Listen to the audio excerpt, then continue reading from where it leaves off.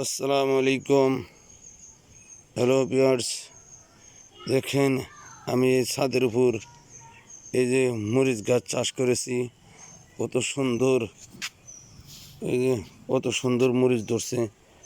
দেখেন এই যে মরিচ কত সুন্দর। আপনারা যদি চান এমন করে ছাদের উপর মরিচ গাছ চাষ করতে পারবেন।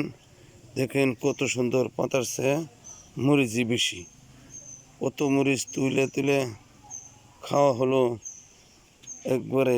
এগুলা হাইব্রিড ছাড়া মেডিসিন মুক্ত কাঁচামরিচ, ঠিক আছে। এখানে যে কত কাঁচামরিচ, এগুলা সব কাঁচামরিচের গাছ লাগাইছি। এত সুন্দর মরিচ ধরছে, অস্বাভাবিক মরিচ। দেখেন কত সুন্দর, সৌন্দর্য কাকে কয়।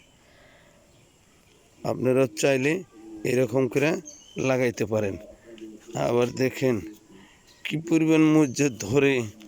তারপরে যে এরোবেলা গাছ লাগানো হয়েছে, এই যে এরোবেলা কত সুন্দর করে দেখেন। এই ছাদের উপর যারা যারা লাগাইতে ইচ্ছুক তারা লাগাইতে পারেন। এরকম ছোট ছোট পাত্র হলেই হবে। আর দেখেন এই যে যে কাঁচামরিচের কথা বললাম, পাতার চেয়ে মরিচ বেশি। আপনার ইচ্ছা করলে এরকম করে আমার মতো আপনারা এরকম আবাদ করতে পারেন। দেখেন এই যে কাঠ দিয়ে বানাইছি আমি, কাঠ দিয়ে সুন্দর করে ওই ড্রেনেল করে বানাইছি। বানাইয়ে মাঝখানে মাটি দিছি, দিয়ে এই যে এত সুন্দর করে যে মরিচ গাছ লাগাইছি, অনেক সুন্দর।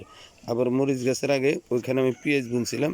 পেঁয়াজও মাশাআল্লাহ অনেকগুলো পেঁয়াজ হয়েছিল। পেঁয়াজ উঠানোর পরে আবার কাঁচামরিচের চারা লাগা দিছি, মাশাআল্লাহ অনেক সুন্দর হয়েছে।